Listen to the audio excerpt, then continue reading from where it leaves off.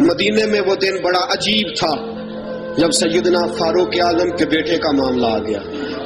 آج 60 سال کا بوڑھا عمر ابو شامہ حضرت عمر کے صاحبزادے یہودیوں نے سازش کر کے انہیں نبیذ پلا دی. نبیذ جائز تھی، نبیذ کیا کہ شراب پلا دی.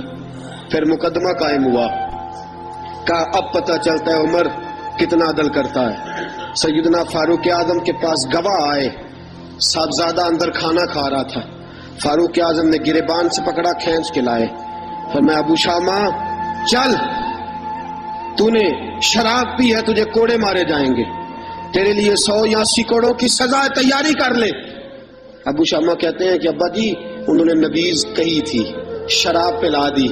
فرمایا تو نے پی کیوں؟ تو نے پی کیوں؟ بڑے بزم میں بار شین مسجد نبوی کا فاروق اعظم. اولاد تو بزدل کر دیتی ہے نا بندے کو، اولاد تو کمزور کر دیتی ہے. آج مدینے نے عجیب ماجرا دیکھا. حضرت فاروق اعظم کی زوجہ روتی ہوئی آئی، کہنے لگی حضرت جی میرا لخت جگر ہے، ایک کوڑے کے بدلے پیدل حج کروں گی، ایک کوڑے کے بدلے صدقہ اور خیرات کروں گی. میرا بیٹا غلطی کر بیٹھا ہے، یہ کام نہ کرے. آپ نے فرمایا تو مجھے کہتی ہے میں یہ کام نہ کروں؟ تیرے حج اور تیرے کوڑے کیا کرتے، تیرے حج اور صدقے کیا کرتے ہیں؟ کوڑے لگانا میرے مصطفیٰ کی شریعت کا قانون ہے. تو بیٹے کی بات کرتی ہے، عمر کا اپنا معاملہ بھی ہوتا تو عمر یہی سلوک کرتا. لوگوں نے کہا حضرت جی آپ تھوڑی دیر، ابھی ان کی والدہ پریشان ہے، گھر میں پریشانی ہے، ذرا ٹھہر جائیں، کل پرسوں ترسوں سزا دے لیجئے گا. فرمایا تمہیں یاد نہیں جب مدینے کی ایک بی بی نے چوری کر لی تھی اور میرے مصطفیٰ کی بارگاہ میں کہا گیا تھا حضور ذرا ٹھہر جائیں، سزا نہ دیں، تو حضور نے فرمایا تھا اگر فاطمہ بھی چوری کرتی تو ہاتھ کاٹ دیتا. تمہیں یاد نہیں مگر مصطفیٰ کے ٹکڑے کھانے والا ہوں، میں کیوں دیر کروں؟ اس نے گناہ کرنے میں دیر کی ہے جو سزا میں دیر کروں. برساؤ کوڑے. حضرت افلا نامی غلام، حضرت جی آپ کا لخت جگر ہے. فرمایا لخت جگر نہ دیکھ، مصطفیٰ کا قانون دیکھ. میرا بیٹا نہ دیکھ، مصطفیٰ کے قانون کا قیام ضروری ہے. اگر علی بیٹے کی قربانی دے سکتا ہے، اگر لوگ فاطمہ کے بیٹے کی قربانی یاد رکھیں گے تو تاریخ کبھی بھی عمر کے بیٹے کی قربانی نہیں بھولے گی. فرمایا غلطی سے ہو گیا یا جیسے بھی، اسے خیال کرنا چاہیے تھا. کوڑے لگاؤ. 80 کوڑے لگے تو بیٹے کی روح پرواز کر گئی. جب جوان بیٹا کسی کا، کوثر نیازی نے کہا تھا باپ کا جنازہ اٹھانا بڑا آسان پر بیٹوں کے جنازے اٹھانے بڑے مشکل ہیں. جب فاروق اعظم کا بیٹے کا انتقال ہوا، بیٹے نے آنکھیں کھولی، باپ کی طرف دیکھا تو سیدنا فاروق اعظم عدل و انصاف کو 2 آنسو آنکھوں میں آئے. کہ بیٹا حضور سے جا کے کہنا کہ عمر نے بیٹا نہیں دیکھا، آقا تیرا قانون دیکھ، جا کے حضور سے میرا پیغام دینا. حضرت ابو شامہ رضی اللہ تعالیٰ عنہ وصال کر گئے. تاریخ کیسے کیسے منظر ازالت الخلفاء شاہ ولی اللہ کی بطور حوالہ پیش کر رہا ہوں. حضرت ابو شامہ کا وصال ہو گیا، 20 کوڑے باقی تھے. لوگوں نے حضرت جی آپ کیا کرنا ہے؟ فرمایا اس کا جنازہ پڑھو، اسے قبر میں دفن کرو، باقی 20 کوڑے اس کی قبر پہ مارو، اس کی قبر پہ 20 کوڑے مارو. کا حضرت جی ایسا بھی ہوتا ہے؟ فرمایا اس لیے ایسا ہوتا ہے کہ یہ میرے مصطفیٰ کا قانون ہے، میری اولاد کا معاملہ ہے تو میں درگزر کروں. فرمایا مارو کوڑے. حضرت سیدنا اب حذیفہ بن یمان فرماتے فاروق اعظم بیٹے کی قبر پہ کھڑے تھے، داڑھی آنسوؤں سے بھری ہوئی تھی.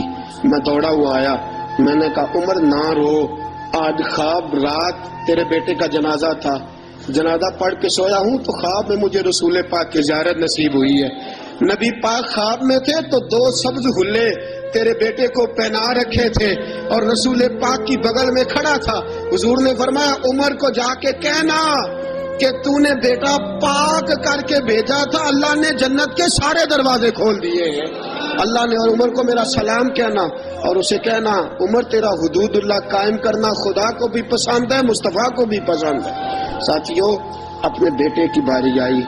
لخت جگر عمر نے اگر وفا کے رستے میں آیا نا بیٹا، اگر وفا کے رستے میں کھڑا ہوا نا بیٹا، عمر کو نظر آیا ایک طرف قانون مصطفیٰ ہے، ایک طرف عمر کا لخت. جوان بیٹا، جوان بیٹے تو بڑھاپے کا سہارا ہوتے ہیں. جوان بیٹوں کو دیکھ دیکھ کے باپ کی آنکھیں ٹھنڈی ہوتی ہیں. لیکن فاروق اعظم نے کہا بیٹا حضور سے جا کے کہنا کہ جب عمر کے لخت جگر کی باری آئی تھی تو عمر نے راہ وفا میں بیٹا بھی حائل نہیں ہونے دیا. عمر وفادار نکلا, عمر عدل والا نکلا, عمر نے عدل کے راستے میں بیٹا بھی قربان کیا, اور پھر اس کا فائدہ یہ ہوا کہ بیٹے کو نبی پاک کا سایہ بھی نصیب ہوا. ساتھیوں, عمر انتقال کر گئے. 26 ذی الحج کو زخم لگا.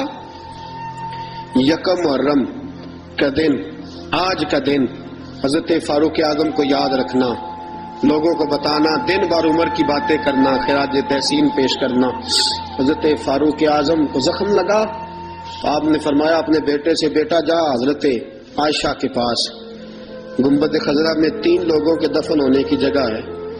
ایک میں ابو بکر دفن ہو چکے, ایک میں رسول پاک کا مزار قدسی بن چکا, ایک جگہ خالی ہے.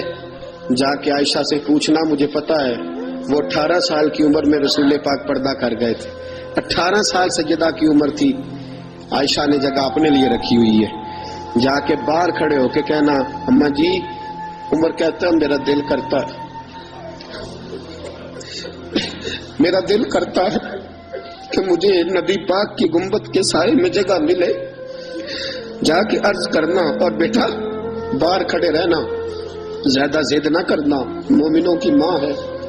حضرت سیدنا عبداللہ ابن عمر کہتے میں باہر کھڑا تھا, دروازے کے باہر کھڑے ہو کے کہا کہ عمر کا بیٹا ہوں. اماں جی, عمر فرماتے اجازت دو تو دل کرتا ہے نبی پاک کے ساتھ لیٹ جاؤں. وفا میں گزار دی عمر ساری, ساری زندگی لے سجنا آساں توڑ نبھائی, دل کرتا ہے حضور کے ساتھ لیٹنے کو.